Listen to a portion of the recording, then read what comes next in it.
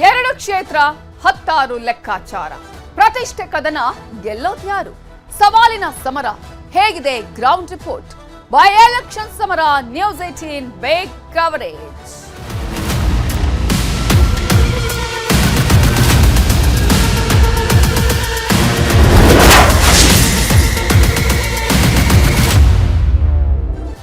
ಉಪಸಮರ ಗೆಲ್ಲೋದಕ್ಕೆ ಕಾಂಗ್ರೆಸ್ ಮತ್ತು ಬಿಜೆಪಿ ನಡುವೆ ಪೈಪೋಟಿಯೇ ಉಂಟಾಗಿದ್ದು ಬಹಿರಂಗ ಪ್ರಚಾರಕ್ಕೆ ಇನ್ನು 2 ದಿನಗಳು ಮಾತ್ರ ಬಾಕಿ ಇದೆ. ಇನ್ನೆರಡು ದಿನಗಳಲ್ಲಿ ತೆರೆ ಬೀಳತ್ತೆ ಪ್ರಚಾರಕ್ಕೆ, ಬಹಿರಂಗ ಪ್ರಚಾರ ಮಾಡೋದಕ್ಕೆ. ಪ್ರಚಾರದ ಅಖಾಡಕ್ಕೆ ಆಗಮಿಸಿದ್ದಾರೆ ಅಂತೂ ಇಂತೂ ಜಮೀರ್ ಅಹಮದ್ ಖಾನ್ ಎಂಟ್ರಿ ಆಗಿದೆ. ಇವತ್ತು ದಾವಣಗೆರೆ, ನಾಳೆ ಬಾಗಲಕೋಟೆಯಲ್ಲಿ ಪ್ರಚಾರವನ್ನ ಮಾಡಲಿದ್ದಾರೆ ಜಮೀರ್. ಬಾಗಲಕೋಟೆಯಲ್ಲಿ HD ಕುಮಾರಸ್ವಾಮಿ ಹಾಗೆಯೇ BSY ಇವತ್ತು ಬಿಜೆಪಿ ಪರವಾಗಿ ಕ್ಯಾಂಪೇನ್ ಅನ್ನ ಮಾಡ್ತಾ ಇದ್ದಾರೆ. ಇನ್ನು ಹುಬ್ಬಳ್ಳಿಯಲ್ಲಿ ಮಾತನಾಡಿರುವಂತಹ ಜಮೀರ್ ನನಗೆ ಯಾವುದೇ ಮುನ್ಸಿಲ್ಲ ಅಂತ ಹೇಳಿದ್ರು. ಪ್ರಚಾರ ಮಾಡ್ತೇನೆ ಅಂತ ಹೇಳಿದ್ದಾರೆ. ಜಮೀರ್ ಅವರು ಬರ್ತಾರಾ ಇಲ್ವಾ, ಬಂದು ಪ್ರಚಾರ ಮಾಡ್ತಾರಾ, ಇದು ಯಾವ ರೀತಿಯಾಗಿ ಎಫೆಕ್ಟ್ ಆಗುತ್ತೆ? ಇದು ಕೂಡ ಕಾಂಗ್ರೆಸ್ಗೆ ಒಂದು ರೀತಿಯಾದಂತಹ ಟೆನ್ಷನ್. ಕಾರಣ ಬಂದ ಮೇಲೆ ಏನಾದ್ರೂ ಮತ್ತೆ ವೋಟ್ ಆ ಕಡೆ ಈ ಕಡೆ ಆಗುತ್ತೇನೋ ಅನ್ನುವಂತಹ ಆತಂಕ ಕೂಡ ಈಗ ಅಲ್ಲಿ ಇದೆ. ಹಾಗಾಗಿ ಜಮೀರ್ ಅವರು ಬರ್ತಾರಾ ಇಲ್ವಾ ಅನ್ನೋ ಒಂದು ಪ್ರಶ್ನೆಯ ನಡುವೆ ಬಂದರೂ ಕೂಡ ಈ ಮತವನ್ನು ಉಳಿಸಿಕೊಳ್ಳುವಂತಹ ಒಂದು ಪ್ರಯತ್ನ ಆಗಬೇಕಾಗಿದೆ ಇಲ್ಲಿ. ಈಗ ಜಮೀರ್ ಅವರು ಹುಬ್ಬಳ್ಳಿಗೆ ಬಂದು ಆ ನಂತರ ದಾವಣಗೆರೆಯಲ್ಲಿ ಪ್ರಚಾರ ಕಾರ್ಯವನ್ನ ಕೂಡ ಮಾಡ್ತಾ ಇರುವಂತಹ ದೃಶ್ಯಗಳನ್ನ ನಾವು ನಿಮಗೆ ತೋರಿಸ್ತಾ ಇದ್ವಿ. ಉಪಸಮರ ಗೆಲ್ಲೋದಕ್ಕೆ ಒಟ್ಟಾರೆಯಾಗಿ ಕಾಂಗ್ರೆಸ್ ಹಾಗೆಯೇ ಕೇಸರಿ ಪಾಳೆಯ ದೊಡ್ಡ ಮಟ್ಟದಲ್ಲಿ ಸರ್ಕಸ್ ಅನ್ನ ಮಾಡ್ತಾ ಇದೆ. ಅನೇಕ ಪ್ರಮುಖ ನಾಯಕರುಗಳು, ಸಚಿವರುಗಳ ಆದಿಯಾಗಿ ಕಾಂಗ್ರೆಸ್ ಎಲ್ಲರನ್ನ ಕೂಡ ಪ್ರಚಾರ ಕಣಕ್ಕೆ ಕರೆದಿದೆ, ಪ್ರಚಾರವನ್ನು ನಡೆಸಲಾಗ್ತಾ ಇದೆ. ಮತ್ತೊಂದು ಕಡೆ ಬಿಜೆಪಿ ಕೂಡ ಅಷ್ಟೇ ಈ ಒಂದು ಪ್ರಚಾರ ಕಾರ್ಯದಲ್ಲಿ ತೊಡಗಿಸಿಕೊಂಡಿರುವಂಥದ್ದು. ಬಾಗಲಕೋಟೆಯಲ್ಲಿ ಇವತ್ತು HD ಕುಮಾರಸ್ವಾಮಿ ಹಾಗೆಯೇ BSY ಪ್ರಚಾರವನ್ನ ಮಾಡ್ತಾ ಇದ್ದಾರೆ. ನಿನ್ನೆ ದಾವಣಗೆರೆಯಲ್ಲಿ HD ಕುಮಾರಸ್ವಾಮಿ ಪ್ರಚಾರವನ್ನ ಮಾಡಿದ್ರು.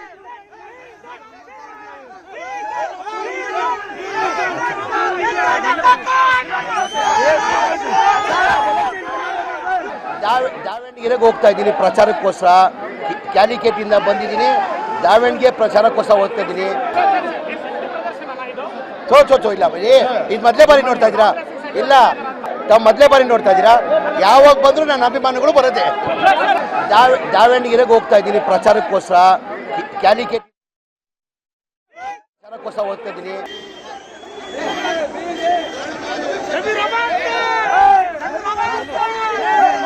ಇದರ ಬಗ್ಗೆ ಇನ್ನಷ್ಟು ಡೀಟೇಲ್ಸ್ ಕೊಡೋದಕ್ಕೆ ನಮ್ಮ ರಿಪೋರ್ಟರ್ ಸಂಜಯ್ ಈಗ ಫೋನ್ ಸಂಪರ್ಕದಲ್ಲಿ ಜಾಯ್ನ್ ಆಗಿದ್ದಾರೆ. ಸಂಜಯ್, ಈಗ ಅಂತೂ ಇಂತೂ ಜಮೀರ್ ಬರ್ತಾರಾ ಇಲ್ವಾ ಅನ್ನುವಂತಹ ಒಂದು ಗೊಂದಲದ ನಡುವೆ ಈಗ ಎಂಟ್ರಿ ಆಗಿದ್ದಾರೆ ಜಮೀರ್ ಅಹಮದ್ ಅವರು. ಈ ಮುನಿಸುಗಳಿಗೆಲ್ಲ ತೆರೆ ಬಿದ್ದಿದೆಯಾ, ಬೀಳುವಂತಹ ಚಾನ್ಸಸ್ ಇದೆಯಾ? ಇದು ಮತಗಳ ಮೇಲೆ ಪರಿಣಾಮ ಬೀರುವಂತಹ ಸಾಧ್ಯತೆಗಳಿದೆಯಾ? ಇದು ಕೂಡ ಕಾಂಗ್ರೆಸ್ಗೆ ಒಂದು ರೀತಿಯ ಆತಂಕ ಇದೆಯಾ, ಹೇಗೆ? ಜೈನ್, ಏನು ಸಾಕಷ್ಟು ಗೊಂದಲಗಳಿತ್ತು. ಯಾಕಂದ್ರೆ ಎಲ್ಲೋ ಒಂದ್ ಕಡೆ ಅಲ್ಪಸಂಖ್ಯಾತರು ಟಿಕೆಟ್ ಅನ್ನು ಕೇಳಿದ್ರು ಈ ಬಾರಿ ದಾವಣಗೆರೆ ದಕ್ಷಿಣಕ್ಕೆ. ಆ ಟಿಕೆಟ್ ಸಿಗದ ಹಿನ್ನೆಲೆಯಲ್ಲಿ ಒಂದಿಷ್ಟು ಬೇಸರಗೊಂಡಿದ್ರು ಅಲ್ಪಸಂಖ್ಯಾತರು ಕೂಡ. ಈ ವೇಳೆ ಏನು ಜಮೀರ್ ಅಹಮದ್ ಕೂಡ ಏನು ಟಿಕೆಟ್ ಕೊಡಿಸೋದಕ್ಕಾಗಿ ಮುಸ್ಲಿಮರ ಪರ ಒಂದಿಷ್ಟು ಬ್ಯಾಚ್ ಬೀಸಿದ್ರಿಂದ ಟಿಕೆಟ್ ಸಿಗದ ಇಲ್ಲ ಎಲ್ಲೋ ಕೋಪಗೊಂಡಿದ್ದು. ದಾವಣಗೆರೆಗೆ ಏನು ಚುನಾವಣೆ ಘೋಷಣೆ ಆದ್ರೂ ಕೂಡ ಬಂದಿರಲಿಲ್ಲ. ಆದ್ರೆ ಇವತ್ತು ಮೊದಲನೇ ಬಾರಿಗೆ ಚುನಾವಣೆ ಘೋಷಣೆ ಆದ ನಂತರ ಇವತ್ತು ಮೊದಲನೇ ಬಾರಿಗೆ ದಾವಣಗೆರೆ ಬಂದಂತ ಸಂದರ್ಭದಲ್ಲಿ ಏನು ಸಾಕಷ್ಟು ಸಂಖ್ಯೆಯಲ್ಲಿ ಅಲ್ಪಸಂಖ್ಯಾತರು ಏನು ಅವ್ರನ್ನ ದಾವಣಗೆರೆ ಎಂಟ್ರಿ ಏನಿದೆ ಅಲ್ಲಿಂದ ಇದು ಒಂದು 2 ಕಿಲೋಮೀಟರ್ ದೂರದವರೆಗೂ ಸೀದಾ SS ಮಲ್ಲಿಕಾರ್ಜುನ ಅವ್ರ ಮನೆಯವರೆಗೂ ಅದ್ದೂರಿಯಾಗಿ ರೋಡ್ ಶೋ ಮೂಲಕ ಒಂದು ಸ್ವಾಗತವನ್ನು ಮಾಡಿ ಕರ್ಕೊಂಡ್ ಬಂದಿದ್ದಾರೆ. ಹಾಗಾಗಿ ಇವತ್ತು ಏನು ಜಮೀರ್ ಅವರ ದಾವಣಗೆರೆ ಎಂಟ್ರಿ ಏನಿದೆ ಇದು ಸಾಕಷ್ಟು ಒಂದು ಬೆಳವಣಿಗೆ ಆಗಿದೆ ಅಂತಾನೆ ಹೇಳ್ಬೋದು. ಯಾಕಂದ್ರೆ ಎಲ್ಲೋ ಒಂದ್ ಕಡೆ ಟಿಕೆಟ್ ಸಿಗದೆ ಮುಸ್ಲಿಂ ಸಮುದಾಯದವರು ಒಂದಿಷ್ಟು ಏನು ಇವರ ಏನು ಕಾಂಗ್ರೆಸ್ ಕಡೆಗೆ ಬಿಟ್ಟು ಬಿಜೆಪಿ ಹತ್ತ ವಾಲ್ತಾರ ಅನ್ನೋ ಒಂದು ಮಾತುಗಳು ಕೇಳಿ ಬಂದಿತ್ತು. ಇವತ್ತು ಜಮೀರ್ ಅಹಮದ್ ಅವರು ಬಂದಿರೋದ್ರಿಂದ ಸಾಕಷ್ಟು ಸಂಖ್ಯೆಯಲ್ಲಿ ಅವರ ಬೆಂಬಲಿಗರಿರ್ಬೋದು, ಅಭಿಮಾನಿಗಳಿರ್ಬೋದು, ಎಲ್ಲರೂ ಒಟ್ಟಾಗಿ ಏನು ಇವತ್ತು ಜಮೀರ್ ಅಹಮದ್ ಅನ್ನು ಬರಮಾಡ್ಕೊಂಡಿದ್ದಾರೆ. ಇದೆಲ್ಲ ನೋಡಿದ್ರೆ ಎಲ್ಲ ಒಂದ್ ಕಡೆ ಮತ್ತೆ ಏನು ಮುನಿಸ್ಕೊಂಡಂತ ಮುಸ್ಲಿಂ ಅಲ್ಪಸಂಖ್ಯಾತರು ಏನಿದ್ರೆ ಎಲ್ಲರೂ ಕೂಡ ಕಾಂಗ್ರೆಸ್ನ ಹತ್ತ ಮುಖ ಮಾಡಿದ್ದಾರೆ ಅಂತಾನೆ ಹೇಳ್ಬೋದು. ಹಾಗಾಗಿ ಈಗ ಸದ್ಯ ಬಂದ ಒಂದು ಅರ್ಧ ಗಂಟೆ ಆಯ್ತು.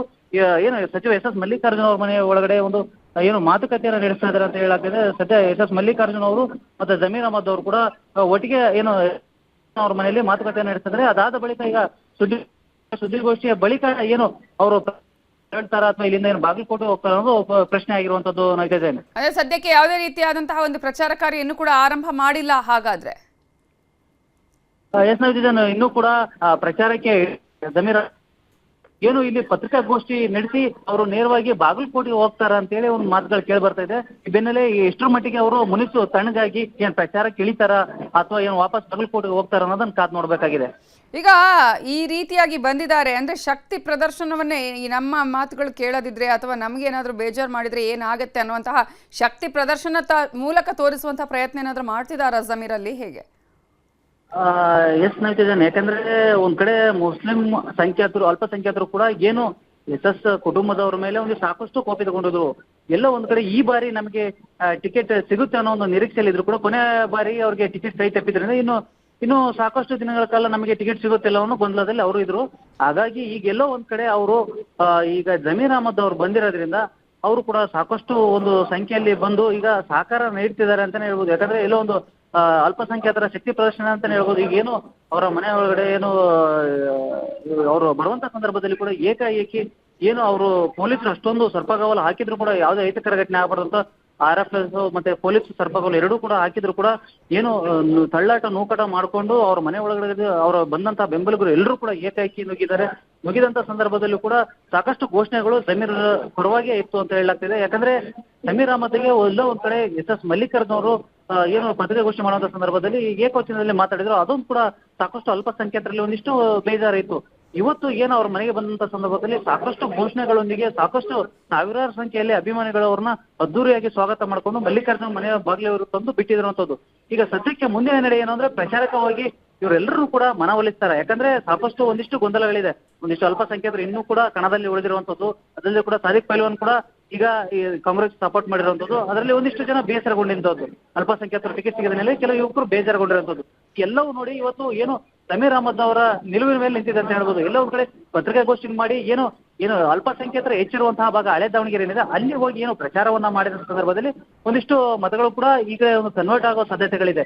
ಎಲ್ಲಾದ್ರೂ ಒಂದ್ ವೇಳೆ ಅವ್ರು ಏನಾದ್ರು ಪತ್ರಿಕಾಗೋಷ್ಠಿ ಮಾಡಿ ಇಲ್ಲಿಂದ ನೇರವಾಗಿ ಏನಾದ್ರು ಬಾಗಲಕೋಟೆಗೆ ಹೊರಡು ಅಂದ್ರೆ ಅದು ಕಾಂಗ್ರೆಸ್ ಮೇಲೆ ಪರಿಣಾಮ ಬೀರುವಂತ ಎಲ್ಲ ಸಾಧ್ಯತೆಗಳು ಇದೆ. ನೈತಾ ಜೈನ್, ಥ್ಯಾಂಕ್ ಯು ಸಂಜಯ್ ಡೀಟೇಲ್ಸ್ಗೆ.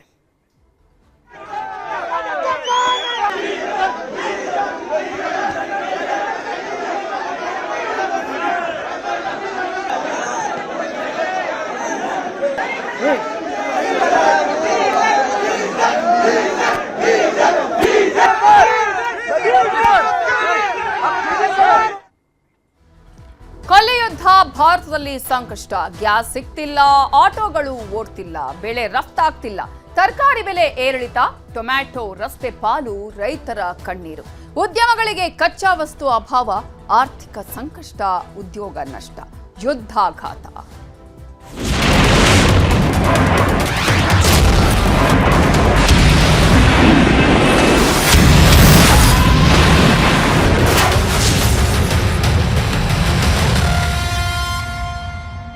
ಬೆಂಗಳೂರಲ್ಲಿ ಗ್ಯಾಸ್ ಇಲ್ಲದೆ ಆಟೋ ಚಾಲಕರು ಪರದಾಟವನ್ನ ಮಾಡಿದ್ದು, ಬಾಗಲಗುಂಟೆಯ 8ನೇ ಮೈಲಿಯಲ್ಲಿ ಆಟೋ ಚಾಲಕರು ಕ್ಯೂ ನಿಂತಿದ್ದಾರೆ. ಬೇವಿಪುರಂ ಸರ್ಕಲ್ನಿಂದ ಕಲಾಸಿಪಾಳ್ಯದವರೆಗೂ ಕೂಡ ಆಟೋ ಕ್ಯೂ ನಿಂತಿದೆ. ಕಾರಣ ಗ್ಯಾಸ್ ಸಿಗ್ತಾ ಇಲ್ಲ, ಗ್ಯಾಸ್ ತುಂಬಿಸ್ಕೊಳ್ಬೇಕು ಅಂತ ಹೇಳಿ ಬಾಗಲಗುಂಟೆಯ 8ನೇ ಮೈಲಿಯಲ್ಲಿ ಆಟೋ ಚಾಲಕರು ಕಾಯ್ತಾ ಇದ್ದಾರೆ ಗ್ಯಾಸ್ಗಾಗಿ.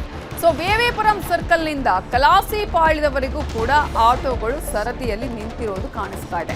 ಕಲಾಸಿಪಾಳ್ಯ ಸೂಪರ್ ಗ್ಯಾಸ್ ಮುಂದೆ ಕಿಲೋಮೀಟರ್ ಗಟ್ಟಲೆ ಕ್ಯೂ ಇದೆ. ಬಂಕ್ ಓಪನ್ ಆಗುವ ಮೊದಲೇ ಕ್ಯೂ ಅಲ್ಲಿ ನಿಂತಿದ್ದಾರೆ ಆಟೋ ಚಾಲಕರು.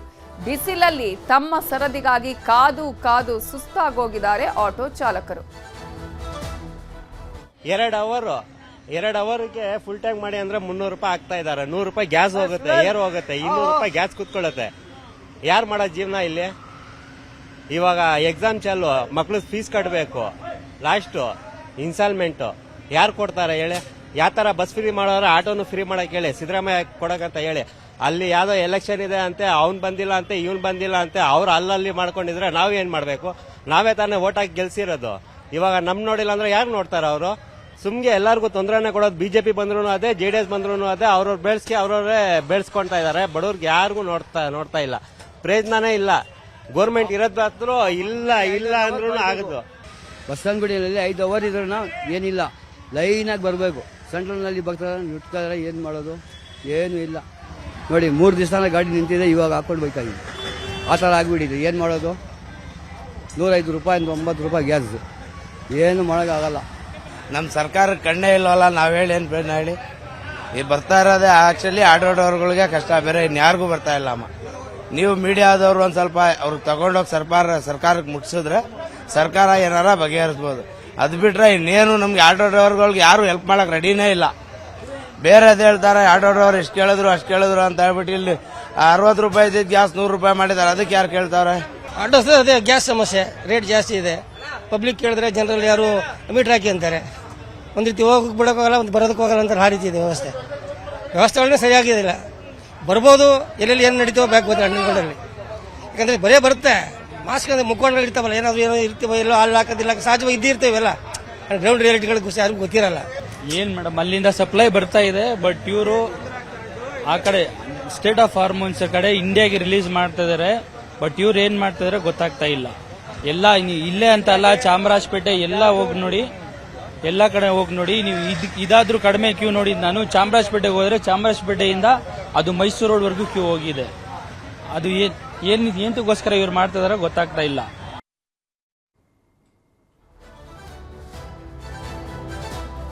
ಪ್ರತಿಯೊಂದು ಭಾಗದಲ್ಲೂ ಕೂಡ ಇದೇ ರೀತಿಯಾದಂತಹ ಪರಿಸ್ಥಿತಿ ಇದೆ. ಕಲಾಸಿಪಾಳ್ಯದಾಗಲೇ ಹೇಳ್ತಾ ಇದ್ವಿ, ಕಿಲೋಮೀಟರ್ ಗಟ್ಟಲೆ ಅಲ್ಲಿ ಆಟೋ ಚಾಲಕರು ಆಟೋವನ್ನು ಹಿಡ್ಕೊಂಡು ಕಾಯ್ತಾ ಇದ್ದಾರೆ ಅಂತೇಳಿ ಅಲ್ಲಿನ ಪರಿಸ್ಥಿತಿಯನ್ನ ಪ್ರತ್ಯಕ್ಷ ವರದಿಯ ಮೂಲಕ ತೋರಿಸಿಕೊಟ್ಟಿದ್ದಾರೆ ನಮ್ಮ ರಿಪೋರ್ಟರ್ ಪ್ರಗತಿ ಶೆಟ್ಟಿ. ಬೆಂಗಳೂರಿನಲ್ಲಿ ಆಟೋ ಎಲ್ಪಿಜಿ ಅಭಾವ ಇವತ್ತು ಕೂಡ ಹೆಚ್ಚಾಗಿ ಕಾಣ್ತಾ ಇದೆ. ಬೆಂಗಳೂರಿನ ಅನೇಕ ಏರಿಯಾಗಳಲ್ಲಿ ಆಟೋ ಎಲ್ಪಿಜಿಗೋಸ್ಕರ ಕ್ಯೂ ನಿಂತಿವೆ. ನಾನು ನಿಮಗೆ ನೇರವಾಗಿ ದೃಶ್ಯವನ್ನ ತೋರಿಸ್ತಾ ಹೋಗ್ತೀನಿ. ನೀವು ಗಮನಿಸ್ತಾ ಇರಬಹುದು, ಇದು ಸದ್ಯ ಕಲಾಸಿಪಾಳ್ಯ ಭಾಗದಲ್ಲಿ ಕಂಡು ಬರ್ತಾ ಇರುವಂತಹ ಚಿತ್ರಣ. ವಿವಿಪುರಂ ಸರ್ಕಲ್ ಇಂದ ಕಲಾಸಿಪಾಳ್ಯದಲ್ಲಿ ಇರುವಂತಹ ಆಟೋ ಎಲ್ಪಿಜಿ ಬಂಕ್ ವರೆಗೂ ಕೂಡ ಕಿಲೋಮೀಟರ್ ಗಟ್ಟಲೆ ಎಲ್ಪಿಜಿಗೋಸ್ಕರ ಇಲ್ಲಿ ಆಟೋ ಚಾಲಕರು ಕ್ಯೂ ಇರುವಂತಹ ಚಿತ್ರಣ ಕಂಡು ಬರ್ತಾ ಇದೆ. ಬೆಳಗ್ಗೆ ಅಂತೂ ಇನ್ನ ಸಿಕ್ಕಾಪಟ್ಟೆ 3-4 ಕಿಲೋಮೀಟರ್ ಕ್ಯೂ ಇತ್ತು. ಆದ್ರೆ ಈಗ ಸ್ವಲ್ಪ ಪ್ರಮಾಣದಲ್ಲಿ ಕ್ಯೂ ಕಡಿಮೆ ಆಗಿದೆ. ಆದ್ರೆ ಎಲ್ಪಿಜಿ ಇಲ್ಲದೆ ಚಾಲಕರು ಆಟೋವನ್ನ ತಳ್ಕೊಂಡು ಹೋಗ್ತಾ ಇರುವಂತಹ ಚಿತ್ರಣ ಈ ಭಾಗದಲ್ಲಿ ಕಂಡು ಬರ್ತಾ ಇದೆ. ಸೊ ಎಲ್ಪಿಜಿಯ ಅಭಾವ ದೊಡ್ಡ ಮಟ್ಟದಲ್ಲಿ ಆಟೋ ಚಾಲಕರಿಗೆ ಸಮಸ್ಯೆ ಆಗಿದೆ. ಸೊ ಇರುವಂತಹ ಚೂರ್ಪಾರ್ ಎಲ್ಪಿಜಿಯಲ್ಲಿ ಬಂಕ್ ವರೆಗೂ ಬಂದ್ರು, ಆದ್ರೆ ಬಂಕ್ ಅಲ್ಲಿ ಕ್ಯೂ ಇಂದ ಬಂಕ್ ವರೆಗೆ ಹೋಗೋದಕ್ಕೆ ಎಲ್ಪಿಜಿಯನ್ನ ಇಲ್ಲದೆ ಇರುವಂತಹ ಕಾರಣ ಆಟೋವನ್ನ ತಳ್ಕೊಂಡು ಹೋಗ್ತಾ ಇದ್ರು. ಕೆಲವರಂತೂ ಆಟೋವನ್ನ ಬಿಟ್ಟೇ ಹೋಗಿರುವಂತಹ ಚಿತ್ರಣ ಕೂಡ ಕಂಡು ಬರ್ತಾ ಇದೆ. ಆಟೋ ಎಲ್ಪಿಜಿಯ ಅಭಾವ ಈಗ ದೊಡ್ಡ ಮಟ್ಟದಲ್ಲಿ ಎದುರಾಗಿರೋದು. ಯಲಹಂಕದಿಂದ ಎಲೆಕ್ಟ್ರಾನಿಕ್ ಸಿಟಿವರೆಗೂ, ವಿಜಯನಗರ, ವಿದ್ಯಾರಣ್ಯಪುರ, ಕೆಆರ್ಪುರ ಎಲ್ಲಾ ಭಾಗದಲ್ಲಿಯೂ ಕೂಡ ಆಟೋ ಎಲ್ಪಿಜಿಗೋಸ್ಕರ ಚಾಲಕರು ಪರದಾಡುವಂತಹ ಪರಿಸ್ಥಿತಿ ನಿರ್ಮಾಣ ಆಗಿದೆ. ಬದುಕನ್ನು ನಡೆಸೋದಕ್ಕೆ ಸಾಧ್ಯ ಆಗ್ತಿಲ್ಲ. ಇನ್ನೇನು ಕೆಲವೇ ದಿನಗಳಲ್ಲಿ ಶೈಕ್ಷಣಿಕ ಸಾಲು ಶುರುವಾಗುತ್ತೆ. ಮಕ್ಕಳ ಶಾಲೆ ಫೀಸ್ ಕಟ್ಟಬೇಕು ಅಂದ್ರೆ ಇನ್ನೊಂದ್ 2 ತಿಂಗಳಲ್ಲಿ ಶಾಲೆ ಆರಂಭ ಆಗುತ್ತೆ. ಸೊ ಶಾಲೆ ಫೀಸ್ ಕಟ್ಟಬೇಕು, ದಿನ ನಡೆಸೋದು ಹೇಗೆ, ಮನೆಗೆ ಹೋಗ್ಬೇಕು, ದಿನಸಿ ತಗೊಂಡು ಹೋಗ್ಬೇಕು, ಇದೆಲ್ಲ ನಾವು ಹೇಗೆ ಮಾಡೋದು, ಜೀವನ ನಿರ್ವಹಣೆ ಹೇಗೆ ಅಂತ ಆಕ್ರೋಶವನ್ನ, ಅಸಹಾಯಕತೆಯನ್ನ ಚಾಲಕರು ವ್ಯಕ್ತಪಡಿಸ್ತಾ ಇರುವಂತಹ ಚಿತ್ರಣ ಬೆಂಗಳೂರಿನಲ್ಲಿ ಕಂಡು ಬರ್ತಾ ಇದೆ. ಆದಷ್ಟು ಬೇಗ ಈ ಸಮಸ್ಯೆ ಪರಿಹಾರ ಸಿಗಲಿ ಅನ್ನೋದೇ ನ್ಯೂಸ್ 18 ನ ಆಶಯ ಮತ್ತು ಕಳಕಳಿ ಕೂಡ. ವಿಡಿಯೋ ಜರ್ನಲಿಸ್ಟ್ ಶಿವಪ್ಪ ಜೊತೆ ಪ್ರಗತಿ ಶೆಟ್ಟಿ, ನ್ಯೂಸ್ 18 ಬೆಂಗಳೂರು. ಬಳ್ಳಾರಿಯಲ್ಲಿ ಗ್ಯಾಸ್ ಸಿಗದೆ ಆಟೋ ಚಾಲಕರು ಪರದಾಟವನ್ನ ಮಾಡ್ತಿದ್ದಾರೆ. ಬಳ್ಳಾರಿ ನಗರದ 7 ಕಡೆ ಎಲ್ಪಿಜಿ ಗ್ಯಾಸ್ ಬಂಕ್ಗಳು ಬಂದ್ ಆಗಿದೆ. ಅಲ್ಲೆಲ್ಲ ಕಾಣೋದಕ್ಕೆ ಸಿಗ್ತಾ ಇರೋದು ನೋ ಸ್ಟಾಕ್ ಅನ್ನುವಂತಹ ಬೋರ್ಡ್ಗಳೇ. ಈಗ ಆಟೋ ಚಾಲಕರು ಆಟೋಗಳನ್ನ ತಳ್ಳುಕೊಂಡು ಹೋಗುವಂತಹ ಪರಿಸ್ಥಿತಿ ನಿರ್ಮಾಣ ಆಗಿದೆ. ಜನರಿಗೂ ಕೂಡ ಕಷ್ಟನೇ. ನೋಡಿ, ಇವರಿಗೆ ಪಾಪ ಸಿಗ್ತಾ ಇಲ್ಲ ಎಲ್ಪಿಜಿ. ಆ ಕಾರಣಕ್ಕಾಗಿ ಈಗ ಸಿಗುವಂತಹ ಒಂದು ಎಲ್ಪಿಜಿಯ ವಿಚಾರದಲ್ಲೇ ಅಟ್ಲೀಸ್ಟ್ ನಾವು ಜೀವನವನ್ನ ಸಾಗಿಸಬೇಕು ಅಂತ ಹೇಳಿ ಬಾಡಿಗೆಗೆ ಹೋದ್ರೆ ಅದರಲ್ಲೂ ಕೂಡ ಏನೂ ಸಿಗ್ತಾ ಇಲ್ಲ. ಹಾಗಾಗಿ ಗ್ರಾಹಕರಿಗೂ ಕೂಡ ಕೇಳ್ತಾ ಇದ್ದಾರೆ, ಅಟ್ಲೀಸ್ಟ್ 10 ರೂಪಾಯಿ ಜಾಸ್ತಿ ಕೊಡಿ, 20 ರೂಪಾಯಿ ಜಾಸ್ತಿ ಕೊಡಿ, ನಮಗೆ ಇದರಿಂದ ಏನೂ ಸಿಗ್ತಾ ಇಲ್ಲ ಅಂತ ಹೇಳಿ. ಅಂತಹ ಪರಿಸ್ಥಿತಿ ಈಗ ನಿರ್ಮಾಣ ಆಗಿದೆ. ಆದ್ರೆ ಬಳ್ಳಾರಿಯಲ್ಲಂತೂ 7 ಬಂಕ್ಗಳಲ್ಲೂ ಕೂಡ ನೋ ಸ್ಟಾಕ್ ಬೋರ್ಡೇ ಇದೆ. ಗ್ಯಾಸ್ ಬಂಕ್ನ ಇಲ್ಲದ ಕಲೆ ಗಾಡಿ ದುಬ್ಬಕತ್ತಿ ಬಿಸಿಲಲ್ಲಿ. ಇವ 4 ದಿವಸ 10 ದಿವಸದಿಂದ ನಮ್ಗೆ ಗ್ಯಾಸ್ ಬಹಳ ತೊಂದರೆ ಐತಿ ಬಳ್ಳಾರಿಯಲ್ಲಿ. ಇವಾಗ ನಮ್ಗೆ ಆಟೋಗಳೆಲ್ಲ ಗಾಡಿಯಲ್ಲಿ ನಿಂತೋಗ್ಬಿಟ್ಟಾವ LPG ಗ್ಯಾಸ್ ಇಲ್ದ. ಇವಾಗ ನಮಗೆ ಗ್ಯಾಸ್ ಕೊಟ್ರೆ ನಾವು ದುಡ್ಕೊಂಡು ತಿಮ್ಮರು ಮುಂದೆ. ಇನ್ನು ಮುಂದೆ ನಮ್ಮ ಮಕ್ಕಳು ಹೆಂಡತಿ ಮನೆಯಾಗ ಹೆಂಗ ಜೀವನ? ಇವಾಗ ಎಲ್ಲಿ ಹೋದ್ರೆ 1 ರೂಪಾಯಿ ಹುಟ್ಟಲ್ಲ ಜಲ್ದಿ. ಈ ತರ ಆದ್ರೆ ನಮ್ಗೆ ಹೆಂಗ ಏನೋ ಒಂದು ಮಾಡ್ಬೇಕು. ನೀವು ಏನೋ ಒಂದು ಮಾಡಿದ್ರೆ ಸರ್ಕಾರದವರು ಯಾವ್ದೋ ಒಂದು ನಾವು ಒಟ್ಟು ಜೀವನ ಮಾಡ್ಕೊಂತೀವಿ. ಗ್ಯಾಸ್ ಕೊಟ್ರೆ ಸಾಕು ನಮ್ಗೆ LPG. ಗ್ಯಾಸ್ ಬಂದ್ ದಿವಸ ಮತ್ತೆ ತಂದ್ಕೊಂತೀವಿ ಗಾಡಿ, ಅವಾಗ ಹಾಕಪ್ಪ ಅಂತ ಹೇಳ್ತೀವಿ. ನಾವು ತಲೆ ಮೇಲೆ ಮನೆ ಇಟ್ಕೊಂಡು ತಲೆ ಮೇಲೆ ಕೆಂಪ್ ಬರಕಲ್ಲ ಬಾಡಿಗೆ. ಒಂದ್ ದಿವಸಕ್ಕೆ ಬಂದು 200 ರೂಪಾಯಿ ಬಾಡಿಗೆ, 200 ರೂಪಾಯಿ ಬಾಡಿಗೆ ಕೊಡೋಕೆ ಅನ್ನೋರು. ಆ 200 ರೂಪಾಯಿ ಆಟ ಬಾಡಿಗೆನ ಕೊಟ್ಬಿಡೋಣ ತಗೋದಂತ ನೋಡಿದ್ವಿ. ಅಲ್ಲಿ 150 ರೂಪಾಯಿ ದುಡಿಮೆ ಮಾಡಿ 50 ರೂಪಾಯಿ ಎದುರು ಹಾಕ್ಬೇಕು. ಕಾಲ್ ಮಾಡಿ ಅವ್ರ ಮನೆ ಮುಂದೆ ಬಿಟ್ಟು ಬರಕ್ ಲಾಸ್ಟ್. ಬಹಳ ಕಷ್ಟ ಆಗ್ಬಿಟ್ಟಿದೆ. ಬಾಡಿಗೆ ಕಟ್ಟೋದಾಗ್ತಾ ಇಲ್ಲ, ಬಹಳ ತೊಂದರೆ ಆಗ್ಬಿಟ್ಟಿದೆ. ಗ್ಯಾಸ್ ರೇಟ್ ಎಲ್ಲ ಜಂಪ್ ಆಗಿದೆ. ಗ್ಯಾಸ್ ಇಂದು ದುಡ್ಡು ಕೇಳಿದ್ರೆ ಬಾಡಿಗೆ ಕೇಳಿದ್ರೆ ಕೊಡ್ತಾ ಇಲ್ಲ ಯಾರು. ಬಹಳ ಕಷ್ಟ ಆಗ್ಬಿಟ್ಟಿದೆ. ಗ್ಯಾಸೇ ಸಿಗ್ತಾ ಇಲ್ಲ ಸರ್. ಈಗೆಲ್ಲ ಪೆಟ್ರೋಲ್ ಅಲ್ಲಿ ಓಡಿಸೋದೇ ನಮ್ಗೆ ಗಿಟ್ಪಟ್ ಆಗ್ತಾ ಇಲ್ಲ. ಬಹಳ ಕಷ್ಟ. ಪೆಟ್ರೋಲು ಬರುತ್ತೆ, ಆದರೆ ಭಾಳ 1 ಲೀಟ್ರಿಗೆ 8-9 ಕೊಡುತ್ತೆ. ಎಲ್ಲ ಗಿಟ್ಪಟ್ ಆಗಲ್ಲ. ಭಾಳ ಕಷ್ಟ ಆಗಿದೆ ಸರ್ ನಮಗೆ. ಆದಷ್ಟು ವೇಗವಾಗಿ ನಮಗೆ ಸರ್ಕಾರದಿಂದ ಒಂದು ಏನೋ ಪರಿಹಾರನ ಮಾಡಬೇಕು, ಇಲ್ಲಾಂದರೆ ಒಂದು ಒಳ್ಳೆ ಗ್ಯಾಸನ್ನು ಬರಂಗೆ ಮಾಡಬೇಕು ನಮಗೆ LPG ಅಂತಂದು. ಆಟೋ ಚಾಲಕರಿಗೆ ತಪ್ತಾ ಇಲ್ಲ ಗ್ಯಾಸ್ ಸಂಕಷ್ಟ. ಚಿಕ್ಕಮಗಳೂರಲ್ಲೂ ಕೂಡ ಇದೇ ಪರಿಸ್ಥಿತಿ. 2 ಕಿಲೋಮೀಟರ್ ಕ್ಯೂ ನಿಂತಿದ್ದಾರೆ ಆಟೋ ಚಾಲಕರು. ಜಿಲ್ಲೆಯ 4 ಬಂಕ್ಗಳು ಕೂಡ ಬಂದ್ ಆಗಿದ್ವು. ಇವತ್ತು ಮುಂಜಾನೆ ಬಂದಂತಹ LPG ಗ್ಯಾಸ್ನಿಂದಾಗಿ ಇದೀಗ ಗ್ಯಾಸ್ ತುಂಬಿಸೋದಕ್ಕೆ ಸರತಿಯಲ್ಲಿ ನಿಂತಿದ್ದಾರೆ ಚಾಲಕರು. ಆಲ್ಮೋಸ್ಟ್ 2 ಕಿಲೋಮೀಟರ್ಗಿಂತಲೂ ಕೂಡ ಜಾಸ್ತಿ ಇದೆ ಆಟೋ ಚಾಲಕರು ವೇಟ್ ಮಾಡ್ತಾ ಇರುವಂಥದ್ದು. ಪ್ರತಿ ಆಟೋಗೆ ಈಗ ಅಲ್ಲಿ ಲಿಮಿಟೆಡ್ ಆಗಿ ಇಷ್ಟೇ ರೂಪಾಯಿ ಅಂತ ಹೇಳಿ ಗ್ಯಾಸ್ ತುಂಬಿಸ್ಕೊಳ್ಳೋದಕ್ಕೆ ಅಲ್ಲಿ ಲಿಮಿಟೆಡ್ ಮಾಡಿದ್ದಾರೆ. ಅದು 700 ರೂಪಾಯಿ. 700 ರೂಪಾಯಿಗಷ್ಟೇ ನಾವು ಗ್ಯಾಸ್ ಹಾಕ್ತೀವಿ ಅಂತ ಬಂಕ್ ಸಿಬ್ಬಂದಿ ಹೇಳಿದ್ದಾರೆ. ಯಾಕಂದ್ರೆ ಒಬ್ಬರಿಗೆ ಸಿಗುತ್ತೆ, ಇನ್ನೊಬ್ಬರಿಗೆ ಸಿಗಲ್ಲ ಅನ್ನುವಂಥ ಪರಿಸ್ಥಿತಿ. ಹಾಗಾಗಿ ಬಂಕ್ ಸಿಬ್ಬಂದಿ ಕೂಡ ಅಟ್ಲೀಸ್ಟ್ ಎಲ್ರಿಗೂ ಕೂಡ ಸ್ವಲ್ಪ ಆದರೂ ಸಿಗಲಿ ಅನ್ನುವಂತಹ ನಿಟ್ಟಿನಲ್ಲಿ ಈ ಪ್ಲಾನ್ ಮಾಡಿದರೆ ಅದು ಎಲ್ರಿಗೂ ಕೂಡ ಒಳ್ಳೆಯದು, ಆಟೋ ಚಾಲಕರಿಗೂ ಕೂಡ ಒಳ್ಳೆಯದು. ಸೊ ಅಲ್ಲಿನ ಪರಿಸ್ಥಿತಿ ಹೇಗಿದೆ ಅನ್ನೋದರ ಬಗ್ಗೆ ಅಲ್ಲಿನ ಆಟೋ ಚಾಲಕರು ಏನು ಹೇಳ್ತಿದ್ದಾರೆ, ಆಟೋ ಚಾಲಕರು ಕೂಡ ಮಾತನಾಡಿದ್ದಾರೆ. ವಿಚಾರಕ್ಕೆ ಸಂಬಂಧಪಟ್ಟ ಹಾಗೆ ನಮ್ಮ ರಿಪೋರ್ಟರ್ ಯೋಗೀಶ್ ಮಾತನಾಡಿಸಿದ್ದಾರೆ. ದೇಶಗಳಲ್ಲಿ ಕಳೆದ 1 ತಿಂಗಳಿಂದ ನಡೀತಾ ಇರತಕ್ಕಂತ ಯುದ್ಧದ ಪರಿಣಾಮ ಚಿಕ್ಕಮಗಳೂರು ಜಿಲ್ಲೆಯ ಮೇಲೂ ಕೂಡ ಬೀರಿರ್ತಕ್ಕಂಥದ್ದು. ಆಟೋ ಗ್ಯಾಸ್ ನ ಕೊರತೆಯಿಂದಾಗಿ ಆಟೋ ಚಾಲಕರು ಪರದಾಟವನ್ನ ಪಡ್ತಾ ಇರ್ತಕ್ಕಂಥದ್ದು. ನಾವೀಗ ಚಿಕ್ಕಮಗಳೂರು ನಗರದ ಬೇಗೂರು ಗೇಟ್ ಸರ್ಕಲ್ ನಲ್ಲಿ ಇರ್ತಕ್ಕಂಥದ್ದು.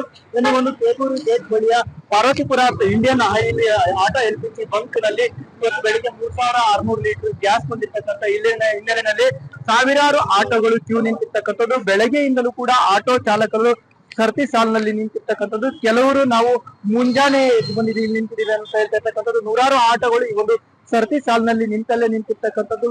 ಏನು ಕೇವಲ ಒಂದು ಆಟೋಕ್ಕೆ 700ರಿಂದ 750 ರೂಪಾಯಿಗಳ ಗ್ಯಾಸ್ ಮಾತ್ರ ಏನು ಆಟೋ ಬಂಕ್ ನ ಮಾಲೀಕರು ನೀಡ್ತಾ ಇರ್ತಕ್ಕಂಥದ್ದು. ಇದೀಗ ಏನು ಆಟೋ ಚಾಲಕರು ಕೂಡ ಇಲ್ಲೇ ಇದ್ದಾರೆ, ಅವ್ರನ್ನ ಮಾತನಾಡಿಸೋಣ. ಸರ್, ಯಾವ ರೀತಿಯಾಗಿ ಸಮಸ್ಯೆ ಆಗ್ತಾ ಇದೆ ಸರ್? ನಾವು ಮಧ್ಯಮ ವರ್ಗದವರಾಗಿರೋದ್ರಿಂದ ದುಡಿಯೋದಕ್ಕಾಗ್ಲಿ, ಇಲ್ಲಿಂದ ಒಂದು ಬಾಡಿಗೆ ನಾವು ಒಂದು ಹೊರಗಡೆ ಹೋಗಿ ಒಬ್ಬರ ಹತ್ರ ಬಾಡಿಗೆ ಕೇಳ್ಕೊಳಕ್ಕೂ ನಮಗೆ ಒಂದು ಸಿಗ್ತಲ್ಲ.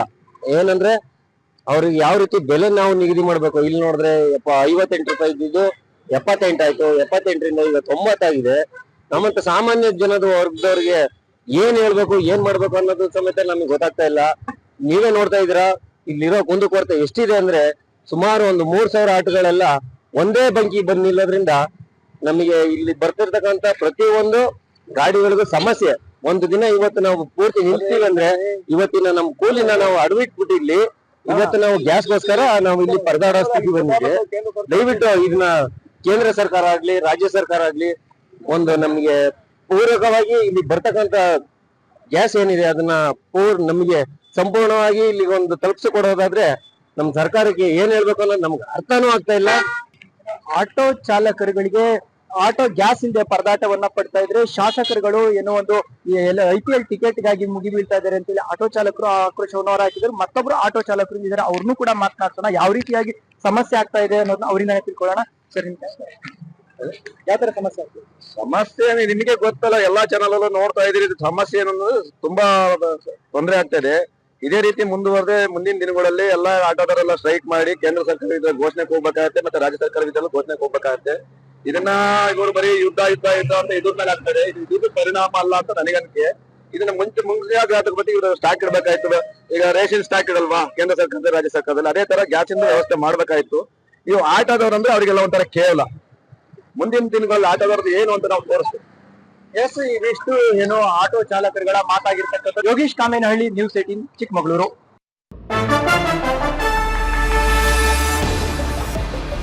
ಗದಗದಲ್ಲಿ ಈಗಾಗಲೇ ಗ್ಯಾಸ್ನ ಬೆಲೆ ಏರಿಕೆಯಿಂದ ಹೈರಾಣಾಗಿದ್ದಾರೆ ಆಟೋ ಚಾಲಕರು. ಒಂದ್ ಕಡೆ ಬೆಲೆ ಏರಿಕೆ ಮಾಡಿದ್ದಾರೆ. ಗ್ಯಾಸ್ಗೆ 69 ರೂಪಾಯಿ ಇದ್ದಿದ್ದು ಇದೀಗ 100, 105, 120 ರೂಪಾಯಿ ಕೊಡಬೇಕಾಗಿದೆ. ಮತ್ತೊಂದು ಕಡೆ ಇಷ್ಟೆಲ್ಲ ಬೆಲೆ ಏರಿಕೆ ಆಗಿ ಅಟ್ಲೀಸ್ಟ್ ಬಾಡಿಗೆಗೆ ಹೋಗೋಣ ಅಂತ ಹೇಳಿದ್ರೆ ಪ್ರಯಾಣಿಕರು ಕೂಡ ಬರ್ತಾ ಇಲ್ಲ. ಇದರಿಂದಾಗಿ ಸಾಕಷ್ಟು ಸಮಸ್ಯೆ ಆಗ್ತಾ ಇದೆ ಅಂತ ಆಟೋ ಚಾಲಕರು ಬೇಸರವನ್ನು ವ್ಯಕ್ತಪಡಿಸುತ್ತಿದ್ದಾರೆ. ಬಸ್ ನಿಲ್ದಾಣದ ಮುಂದೆ ಪ್ರಯಾಣಿಕರಿಗಾಗಿ ಈಗ ಕೂಗ್ತಾ ಇದ್ದಾರಂತೆ ಚಾಲಕರು. ಅಲ್ಲಿ ಬಸ್ ಬಂದ ನಂತರ ಸಾರಿಗೆ ಸಂಸ್ಥೆಯ ಬಸ್ ಮೂಲಕ ಪ್ರಯಾಣ ಮಾಡ್ತಿದ್ದಾರೆ. ಸೀಟ್ ಲೆಕ್ಕಾಚಾರದಲ್ಲಿ ಆಟೋ ಚಾಲನೆ ಮಾಡ್ತಾ ಇದ್ದಾರೆ ಚಾಲಕರು. ಆಟೋ ದುಡಿಮೆ ನಾವು ಮಾಡ್ಬೇಕಂದ್ರೆ ದುಡಿಮೆ ಮಾಡೋಕ್ಕಾಗ್ತಾ ಇಲ್ಲ. ಯಾಕೆ ಮಾಡೋಕ್ಕಾಗ್ತಾ ಇಲ್ಲಪ್ಪ ಅಂತಂದ್ರೆ ಗ್ಯಾಸ್ ದರ ಹೆಚ್ಚಿಗೆ ಮಾಡೋದ್ರಿಂದ ನಮಗೆ ದುಡಿಯೋಕ್ಕಾಗ್ತಾಯಿಲ್ಲ. ಯಾಕಂದರೆ ಪ್ಯಾಸೆಂಜರ್ ಹತ್ರ ನಾವು ರೇಟ್ ಹೆಚ್ಚಿಗೆ ಮಾಡೋಕ್ಕಾಗೋದಿಲ್ಲ. ಯಾಕಂದ್ರೆ 59 ರೂಪಾಯಿ ಇದ್ದಿದ್ದು 1.5 ತಿಂಗಳು 2 ತಿಂಗಳ ಹಿಂದೆ ಈಗ ಒಮ್ಮಗಲು ಏಕಾಕಿಯಾಗಿ 97 ರೂಪಾಯಿ ಮಾಡಿದ್ದಾರೆ. ಒಂದು ಸಲ 73 ಮಾಡಿದ್ರು, ಒಂದು 4 ದಿವಸ ಆದ್ಮ್ಯಾಗ 77 ರೂಪಾಯಿ ಮಾಡಿದ್ರು, ಅದಾದ ನಂತರ 85 ಮಾಡಿದ್ರು, 15 ದಿವಸ ಇಟ್ಟು ಒಮ್ಮಗಲು 97 ರೂಪಾಯಿ ಮಾಡಿದ್ರು. ಈ ಸರ್ಕಾರದವ್ರು ನೀವೇ ಹೇಳಿದಿರಿ ಅವ್ರಿಗೆ, ಗ್ಯಾಸ್ ಮಗನವ್ರಿಗೆ, ಆ ಜಿಲ್ಲೆದೊಳಗೆ ನೀವು ಹೋಯ್ತಲ್ಲ CNG ರೇಟು ಆಮೇಲೆ LPG ರೇಟು ನೀವು ರೇಟ್ ಹೆಚ್ಚಿಗೆ ಮಾಡಿರಿ, ಅವರು ಆಟೋದವರು ಹೊಟ್ಟೆ ಮ್ಯಾಗ ಕಾಲು ಕೊಡ್ರಿ ಅಂತ ನೀವೇನು ಹೇಳಿದಿರ? ದಯವಿಟ್ಟು ನಿಮ್ಮ ಕೈ ಮುರಿದು ಕೇಳ್ಕೊತೀವಿ ನಾವು, LPG ಬಂಕ್ನವರು ಅಥವಾ CNG ಬಂಕ್ನವರು ದಯವಿಟ್ಟು ನಮ್ಮ ಹೊಟ್ಟೆ ಮ್ಯಾಗ ಕಾಲು ಕೊಡೋಕೆ ಹೋಗ್ಬೇಡ್ರಿ. ಯಾಕಂದ್ರೆ ನಾವು ಬಿಸಿಲಾಗ ಮಳೆಯಾಗ ಗಾಳಿಯಾಗ ನಿಂತು ದುಡಿತೀವಿ ಅಂದ್ಮ್ಯಾಗ ಒಂದು ಕರುಣೆ ಅನ್ನೋದು ಇರಲಿ ನಿಮ್ಗೆ. ಯಾಕಂದ್ರೆ ನೀವು ರೇಟ್ ಹೆಚ್ಚಿಗೆ ಮಾಡೋದ್ರಿಂದ ನಾವು ಪ್ಯಾಸೆಂಜರ್ ಹತ್ರ ನಾವು ಹೆಚ್ಚಿಗೆ ಮಾಡೋಕೆ ಬರೋದಿಲ್ಲ. ಯಾಕಂದ್ರೆ ಪ್ಯಾಸೆಂಜರ್ ಇಲ್ಲಿ ಕೊಡೋದಿಲ್ಲ. ಯಾಕಂದ್ರೆ ಅವರು 20 ರೂಪಾಯಿ ಕೊಡ್ಬೇಕಂದ್ರೆ ತಳಗ ಮ್ಯಾಗ ಆಗ್ತಿರ್ತೈತಿ. ಸರ್ಕಾರ ನಮಗೆ ನೋಡ್ರಿ ಹಿಂದಕ್ಕೇನು 59 ರೂಪಾಯಿ ಇತ್ತಲ್ಲ, ಈಗ 60 ರೂಪಾಯಿ ಮಾಡಿರಿ, ಅದೊಂದು ಫಿಕ್ಸ್ ಐತೆ. ಅದೇನು ತೊಂದರೆ ಏನಿಲ್ಲ. 60 ರೂಪಾಯಿ ಮಾಡೋದ್ರಿಂದ ಎಲ್ಲರಿಗೂ ಅನುಕೂಲ. ಯಾಕಂದ್ರೆ ನೀವು 60 ರೂಪಾಯಿ ಮಾಡೋದ್ರಿಂದ ಪ್ಯಾಸೆಂಜರ್ಗೆ ನಾವು ಇನ್ನೂ 5-10 ರೂಪಾಯಿ ನಾವು ಕಮ್ಮಿ ಹೊಡಿಬೋದು. ನಾವು ಪ್ಯಾಸೆಂಜರ್ ಅನುಕೂಲ, ನಮಗೂ ಅನುಕೂಲ. ಯಾಕಂದ್ರೆ ನೀವು 100 ರೂಪಾಯಿ ಮಾಡೋದ್ರಿಂದ ಪ್ಯಾಸೆಂಜರ್ ನಾವು ಕೆಳಗೆ ನಮ್ಗೆ ಕೊಡಂಗಿಲ್ಲ. ದಯವಿಟ್ಟು ನಿಮ್ಮ ಕೈ ಮುದ್ಕೊಳ್ಕೊತೀವಿ, ನಮ್ಮ ಹೊಟ್ಟೆ ಮ್ಯಾಗ ಕಾಲ ಕೊಡೋಕೆ ಹೋಗ್ಬೇಡ್ರಿ. ಪರಿಸ್ಥಿತಿ ಏನಂದ್ರಿ ಸರ, ನಮ್ಮ ಆಟೋ ಚಾಲಕರಿಗೆ ಭಾಳ ತೊಂದರೆ ಆಗೈತಿ. ಆ ಕಾರಣದಿಂದ ಏನು ಎಲ್ಲ ಗ್ಯಾಸ್, ಪೆಟ್ರೋಲು, ಡೀಸೆಲ್ ರೇಟನ್ನು ಏರ್ಸಕತ್ತಾರ. ಇವತ್ತಿನ ಕಾರಣಕ್ಕೆ ನಾವು ಒಂದು ಮಾತು ಹೇಳ್ಬೇಕಂದ್ರೆ, ರಾಜ್ಯ ಸರ್ಕಾರಕ್ಕಾಗಲಿ ಕೇಂದ್ರ ಸರ್ಕಾರಕ್ಕಾಗಲಿ ಒಂದು ಕೇಂದ್ರ ಸರ್ಕಾರಕ್ಕೆ ಮುಟ್ಟುವಂಥ ಮಾತನ್ನು ನಮ್ಮ ಬಡ ಪರಿಸ್ಥಿತಿ ಇರೋ ಆಟೋ ಚಾಲಕರಲ್ಲಿ ಭಾಳ ಒತ್ತಡ ಇದೆ. ಈಗ ಸ್ಕೂಲ್ ಫೀ ಕಟ್ಟೋಕ್ಕಾಗಲ್ಲ, ಮನೆ ನಡ್ಸೋಕೆ ವಜ್ಜಾಗೈತಿ. ನಾವು ದುಡ್ದಿಲ್ಲ ಒಂದು ಕಪ್ ಚಹಾ ಕುಡಿಬೇಕಾದ್ರೂ ನಮ್ಗೆ ಕಣ್ಣೀರು ಬರ್ತೈತಿ. ಆ ಪರಿಸ್ಥಿತಿ ಐತಿ. ಈಗ ಗ್ಯಾಸ್ ರೇಟು 97 ರೂಪಾಯಿ ಮಾಡ್ರ. ಆ ಕಾರಣದಿಂದ ಏನೈತಿ, ಕೇಂದ್ರ ಸರ್ಕಾರಕ್ಕೆ ಮನ ಮುಟ್ಲಿ. ಎಲ್ಲಿ ಯುದ್ಧ ಅಲ್ಲಿಂದ ನಮ್ಗೆ ಉತ್ಪಾದನೆ ಬರುತ್ತಾ, ಅಲ್ಲಿಂದ ಗ್ಯಾಸ್ ಬರುತ್ತಾ, ಪೆಟ್ರೋಲ್ ಬರುತ್ತಾ, ಆಯಿಲ್ ಬರುತ್ತಾ. ಇದಕ್ಕೆಲ್ಲ ಕಡಿವಾಣ ಹಾಕಬೇಕು. ಕೇಂದ್ರ ಸರ್ಕಾರ ನರೇಂದ್ರ ಮೋದಿಯವರು ನೇತೃತ್ವದಲ್ಲಿ ಅವರು ಯುದ್ಧನ ನಿಲ್ಲಿಸುವಂಥ ಒಂದು ಘೋಷಣೆ ಕೊಟ್ಟು, ಯುದ್ಧ ನಡೆಸಬೇಡ್ರಿ, ಮುಂದೆ ಜನಕ್ಕೆ ತೊಂದರೆ ಆಗುತ್ತಾ, ಏನು ನಿಮ್ಮೆಲ್ಲ ಒಂದು ಒಕ್ಕಟ್ಟು ಇರಲಿ ಅನ್ನೋದೆಲ್ಲ ರಾಜ್ಯಕ್ಕೆ, ದೇಶಕ್ಕೆ ಒಂದು ಸೂಚನೆ ಮಾತಂತ ಹೇಳ್ಬೇಕಂತೇಳಿ ನರೇಂದ್ರ ಮೋದಿ ಅವರಿಗೆ ನಾನು ಕಳಕಳಿ ವಿನಂತಿ ಮಾಡ್ತೀನಿ. ಗ್ಯಾಸು 3 ಟೈಮು ಏರಿಸಿದಾರೆ ಅವರು. ಫಸ್ಟ್ ನಾವು 60 ರೂಪಾಯಿ ಇದ್ದಾಗ ದುಡಿಮೆ ಮಾಡೋದು ಒಂದು ಇತ್ತು. ಆಮ್ಯಾಗ 77 ರೂಪಾಯಿ ಮಾಡಿದ್ರು. 77 ರೂಪಾಯಿ ಮಾಡಿದ ಮ್ಯಾಗ ಮತ್ತೆ ಒಳ್ಳೆ 85 ರೂಪಾಯಿ ಮಾಡಿದ್ರು. 85 ರೂಪಾಯಿ ಆದ್ಮ್ಯಾಗ ಈಗ ಒಳ್ಳೆ 97 ರೂಪಾಯಿ ಚಿಲ್ಲರೆ ಮಾಡ್ರಿ. ಅಂದ್ರೆ 100 ರೂಪಾಯಿ ಲೆಕ್ಕ ಆಯ್ತದೆ. ಸಾಮಾನ್ಯ ಜನರಿಗೆ ಈಗ ಹೊರೆ ಆಗತ್ತಂತಂದು ಅವರು ನಾವು ಕೇಳಿದ್ರಂದ್ರೆ 20 ರೂಪಾಯಿ ಅಂತಂದ್ಗೋನ ಯಾಕಪ್ಪ ಎಲ್ಲ ಫ್ರೀ ಅದೋ ಬಸ್ಸು ಅಂತಂತಾರೆ. ಆಮ್ಯಾಗ ನೀವು ರೇಟ್ ಜಾಸ್ತಿ ಮಾಡಿ, ನಾವು ರೇಟ್ ಜಾಸ್ತಿ ಮಾಡಿವಿ ಅಂತಾರೆ, ಗ್ಯಾಸ್ ರೇಟ್ ಜಾಸ್ತಿ ಆಗೈತೆ ನಾವು ಮಾಡೋಣಪ್ಪ ಅಂತಾರೆ. ಆದ ಕಾರಣಕ್ಕೆ ಯಾವುದೂ ಸಮಸ್ಯೆ ಆಗತ್ತಂತಂದ್ರೆ ನಮ್ಗೆ ಎಲ್ಲರಿಗೂ ಸಮಸ್ಯೆ ಆಗತೈತಿ. ಜನರಿಗೂ ತೊಂದರೆ ಆಗತ್ತೆ, ನಮಗೂ ತೊಂದರೆ ಆಗತ್ತೆ. ಎದಕ್ಕಾರೆ ಕಸ್ಟಮರಿಗೆ ಒಮ್ಮೊಮ್ಮೆ ಕಿರಿಕಿರಿ ಆಗುತ್ತೆ. ಆಮ್ಯಾಗ ಇದು ಸಮಸ್ಯೆ ಆಗುತ್ತೆ. ಕೇಂದ್ರ ಸರ್ಕಾರದವ್ರು ಇರಲಿ, ರಾಜ್ಯ ಸರ್ಕಾರದವ್ರು ಇರಲಿ, ಒಟ್ಟು ಏನೈತಿ ನಮ್ಮ ಆಟೋ ಚಾಲಕರಿಗೆ ಒಂದು ಏನೋ ಆಗಲಿ ಒಂದು ಅನುಕೂಲ ಮಾಡಿಕೊಡ್ಬೇಕು. ದೊಡ್ಡಬಳ್ಳಾಪುರದ ನೇಕಾರರಿಗೆ ಯುದ್ಧದ ಬಿಸಿ ತಟ್ಟಿದೆ. ಸೀರೆ ನೇಯ್ಗೆಯ ಕಚ್ಚಾ ವಸ್ತುಗಳ ಬೆಲೆ ಏರಿಕೆಯಾಗಿರುವುದು. ಕಚ್ಚಾ ವಸ್ತುವಿನ ಬೆಲೆ 10%ನಿಂದ ಇದೀಗ 30%ಗೆ ಏರಿಕೆಯಾಗಿದೆ. ಸೀರೆ ಉತ್ಪಾದನಾ ವೆಚ್ಚ ಹೆಚ್ಚಳವಾಗ್ತಿದೆ. ಸೀರೆ ಮಾರಾಟದ ಬೆಲೆ ಮಾತ್ರ ಹೆಚ್ಚಳ ಆಗ್ತಿಲ್ಲ. ಈ ಹಿನ್ನೆಲೆಯಲ್ಲಿ ಇದೀಗ ಸಾಕಷ್ಟು ಸಮಸ್ಯೆ ಉಂಟಾಗ್ತಾ ಇದೆ.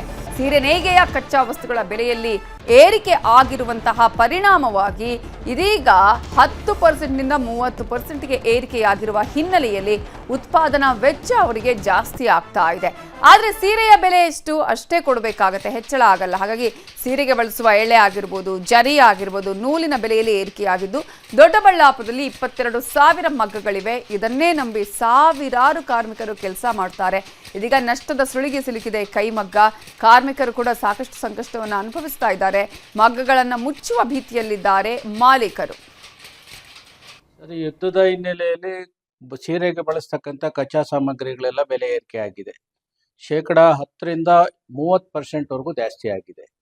ಜಾಸ್ತಿಯಾಗಿ ಒಂದಷ್ಟು ಕೃತಕ ಅಭಾವನೂ ಕೂಡ ಸೃಷ್ಟಿಯಾಗಿದೆ. ಸ್ವಲ್ಪ ಮಟ್ಟಿಗೆ ಕೃತಕ ಅಭಾವನೂ ಸೃಷ್ಟಿಯಾಗಿದೆ. ಹಾಗಾಗಿ ಇವತ್ತು ನಮ್ಮ ಸೀರೆಯ ಉತ್ಪಾದನಾ ವೆಚ್ಚ ಜಾಸ್ತಿ ಆಗ್ತಾ ಇದೆ. ಸೀರೆಗೆ ಬೆಲೆ ಇಲ್ಲ. ಸೀರೆ ಹಿಂದೆ ಏನು ಬೆಲೆ ಇತ್ತೋ ಅದೇ ಬೆಲೆಗೆ ಹೋಗ್ತಾ ಇದೆ. ಇಲ್ಲಿ ರಾ ಮೆಟೀರಿಯಲ್ ಬೆಲೆ ಅಂತೂ ಜಾಸ್ತಿ ಆಗಿದೆ. ಜಾಸ್ತಿ ಆಗಿರೋದ್ರಿಂದ ನೇಕಾರರಿಗೆ ಇದೊಂದು ಉತ್ಪಾದನಾ ವೆಚ್ಚ ಜಾಸ್ತಿಯಾಗಿ ಈಗಲೇ ನಷ್ಟದ ಅಂಚಿನಲ್ಲಿ ನಾವು ಉದ್ಯೋಗ ಮಾಡ್ತಾ ಇದ್ದೀವಿ. ಅದರ ನಡುವೆ ಈ ಬೆಲೆ ಏರಿಕೆ ಮತ್ತಷ್ಟು ಗಾಯದ ಮೇಲೆ ಬೆಲೆ ಎಳೆದಂಥ ಒಂದು ಪರಿಸ್ಥಿತಿ. ಚಿಕ್ಕಬಳ್ಳಾಪುರದಲ್ಲಿ ತರಕಾರಿಗೆ ಬೆಲೆ ಇಲ್ಲದೆ ರೈತರು ಕಂಗಾಲಾಗಿದ್ದಾರೆ. ಮಾರ್ಕೆಟ್ಗೆ ತಂದ ತರಕಾರಿಯನ್ನ ಕಸದ ರಾಶಿಗೆ ಹಾಕಿ ಸಿಟ್ಟನ್ನ ಹೊರ ಹಾಕಿದ್ದಾರೆ. ಕಸದ ರಾಶಿಗೆ ಹಾಕಿದ್ದಾರೆ. ಮೂಲಂಗಿ, ಬಜ್ಜಿ ಮೆಣಸಿನಕಾಯಿ, ಬದನೆಕಾಯಿ. ಕೆಜಿ ಮೂಲಂಗಿಗೆ 5 ರೂಪಾಯಿ ಕೊಡ್ತೀನಿ ಅಂತ ಹೇಳಿದ್ರು ಕೂಡ ವರ್ತಕರು ತಗೋತಾ ಇಲ್ವಂತೆ. ಬೆಲೆ ಇಲ್ಲದೆ ಕಣ್ಣೀರು ಹಾಕ್ತಾ ಇದ್ದಾರೆ ಅನ್ನದಾತರು. ಕಸದ ರಾಶಿಗೆ ಹಾಕ್ತಾರೆ, 5 ರೂಪಾಯಿನೂ ತಗೊಳ್ಳಲ್ಲ ಅಂತ ಹೇಳಿದ್ರೆ ಇನ್ನು ಏನಕ್ಕೆ ನಮ್ಗೆ ಬೇಡವೇ ಬೇಡ ಅಂತ ಹೇಳಿ ನೋವಲ್ಲಿ ಸಿಟ್ಟಲ್ಲಿ ಕಸದ ರಾಶಿಗೆ ಎಸಿತಾ ಇದ್ದಾರೆ. ಮೂಲಂಗಿ 5 ರೂಪಾಯಿ ತಗೊಳ್ಳಿ ಸ್ವಾಮಿ ಅಂತ ಕೇಳಿದ್ರು ಕೂಡ ವ್ಯಾಪಾರಿಗಳು ತೆಗೆದುಕೊಳ್ತಾ ಇಲ್ಲಂತೆ. ಟೊಮಾಟೊ ರೇಟ್ ಸ್ವಲ್ಪ ಜಾಸ್ತಿ ಕಮ್ಮಿ ಐತೆ ಸರ್. ಇವಾಗ ಬೆಲೆಯಲ್ಲಿ ಬರೋದು ಜಾಸ್ತಿ ಕಷ್ಟ ಆಗೈತೆ. ಈ ಪೀಪರ್ ರೇಟ್ಗಳು ಡಬಲ್ ಆಗೈತೆ. ಡ್ರಿಪ್ಪು ಪ್ರತಿಯೊಂದು ಗೊಬ್ಬರ ಎಲ್ಲ ಡಬಲ್ ರೇಟ್ ಆಗೈತೆ. ಬೆಲೆ ಬರೋದು ಕಷ್ಟ ಆಗೈತೆ. ಈ ಬೂಜಿ ಅಂತೆ ಅದು ಇದು ಜಾಸ್ತಿ ಆಗೈತೆ. ರೇಟ್ ನೋಡಿದ್ರೆ ಜಾಸ್ತಿ ಕಮ್ಮಿ ಆಗೈತೆ ಸರ್. 1 ಎಕರೆ ಬೆಲೆ ಬಾಡ್ಬೇಕಂದ್ರೆ ಸುಮಾರು ಅಂದ್ರೆ 2 ಲಕ್ಷ ಬೇಕು ಸರ್. ಇವಾಗ ಎಷ್ಟು ಬರ್ತದೆ? ಇವಾಗ ಎಲ್ಲ 1 ಎಕರೆ ಬಂದು 30-40 ಸಾವಿರ ಬರೋದೇ ಕಷ್ಟ ಆಗೈತೆ ಸರ್. ಏನ್ ನಷ್ಟ ಏನ್ ಮಾಡೋಕ್ಕಾಗಲ್ಲ ಸರ್. ಗೌರ್ಮೆಂಟ್ ಏನಾದರೂ ಸ್ವಲ್ಪ ಮಧ್ಯಪ್ರಾಚ್ಯ ದೇಶಗಳಲ್ಲಿ ಯುದ್ಧ ಭೀತಿ ಹಿನ್ನೆಲೆ ಇವತ್ತು ಚಿಕ್ಕಬಳ್ಳಾಪುರ ಜಿಲ್ಲೆಗೂ ಸಹ ಆ ಬಿಸಿ ತಟ್ಟಿರುವಂಥದ್ದು. ಸದ್ಯ ನಾವು ಕೆಲವು ದೃಶ್ಯಗಳನ್ನು ನೋಡ್ತಾ ಇದ್ವಿ. ಕಸದಲ್ಲಿ ಮುಲಂಗಿಯನ್ನು ಹಾಕಿದ್ದಾರೆ ಬೆಳೆದಂತಹ ರೈತರು. ಸಾಮಾನ್ಯವಾಗಿ 40ರಿಂದ 50 ರೂಪಾಯಿ ಕೆಜಿಗೆ ಮಾರಾಟವಾಗ್ತಾ ಇದ್ದಂತಹ ಈ ಮುಲಂಗಿ ಕೇವಲ ಈಗ ಒಂದು ಮೂಟೆಗೆ 50 ರೂಪಾಯಿಗೆ ಕೊಡ್ತೀನಿ ಅಂದರೂ ಸಹ ಯಾರೂ ಸಹ ತಗೊಳ್ತಾ ಇಲ್ಲ. ಸೊ ಇದರಿಂದ ಇಲ್ಲಿ ಕಸದಲ್ಲಿ ಈ ಮುಲಂಗಿಯನ್ನು ಹಾಕಿದ್ದಾರೆ. ಇನ್ನು ಮತ್ತಷ್ಟು ದೃಶ್ಯಗಳನ್ನು ನಾವು ಮಾರುಕಟ್ಟೆಯಲ್ಲಿ ಮಾತಾಡಿಸುವಂತಹ ಪ್ರಯತ್ನವನ್ನು ಮಾಡೋಣ. ಜೊತೆಗೆ ಈಗ ಕೆಲವು ದೃಶ್ಯಗಳನ್ನು ಸಹ ನಾವು ನೋಡ್ತಾ ಇದ್ದೀವಿ. ಯಾಕೆಂದರೆ ಇಲ್ಲಿ ಮುಲಂಗಿ ಯಾವ ರೀತಿ ರೈತರು ಬೆಳೆದಂತಹ ಪರಿಸ್ಥಿತಿ ಯಾವ ರೀತಿ ಇದೆ ಅಂದರೆ ಈ ಮುಲಂಗಿ ಯಾರೂ ಸಹ ತೆಗೆದುಕೊಳ್ಳುವಂತಹ ಪರಿಸ್ಥಿತಿಯಲ್ಲಿ ಇಲ್ಲ. ಯಾಕೆಂದರೆ 1 ಕೆಜಿ 4ರಿಂದ 5 ರೂಪಾಯಿಗೆ ಮಾರಾಟವಾಗ್ತಾ ಇದೆ. ಕೆಲವು ಈ ದೃಶ್ಯಗಳನ್ನು ನೋಡ್ತಾ ಇರ್ಬೋದು. ಇದು ಕಳೆದ ದಿನ ತಂದಂತಹ ಒಂದು ಮೂಟೆಯ ಪರಿಸ್ಥಿತಿ. ಇದುವರೆಗೂ ಸಹ ಮಾರಾಟವಾಗಿಲ್ಲ. ಹೀಗೆ ಸಾಕಷ್ಟು ರೀತಿಯಾದಂತಹ ಮುಲಂಗಿ ಮೂಟೆಗಳು ಈಗ ಒಂದು ಕಸದ ರಾಶಿಗೆ ಸೇರಿರುವಂತಹದ್ದು. ಜೊತೆಗೆ ಅದರಂತೆ ಈಗ ನಾವು ಒಂದು ಇಲ್ಲಿ ಕೆಲವೊಂದು ಬದನೆಕಾಯಿ ದೃಶ್ಯಗಳನ್ನು ಕಾಣ್ತಾ ಇದ್ವಿ. ಈ ಬದನೆಕಾಯಿ ಸಹ ಸಾಮಾನ್ಯವಾಗಿ ಒಂದು ಮೂಟೆಗೆ ಒಂದು 600-700 ರೂಪಾಯಿ ಮಾರಾಟ ಆಗ್ತಾ ಇತ್ತು. ಆದರೆ ಈಗ ಒಂದು ಮೂಟೆ ಕೇವಲ ಈಗ 100ರಿಂದ 150 ರೂಪಾಯಿಗೆ ಮಾರಾಟವಾಗ್ತಾ ಇದೆ. ಅದು ಸಹ ಯಾರೂ ಸಹ ಕೇಳಿದ್ರೂ ಸಹ ತೆಗೆದುಕೊಳ್ಳುವಂತಹ ಪರಿಸ್ಥಿತಿ ಇಲ್ಲ.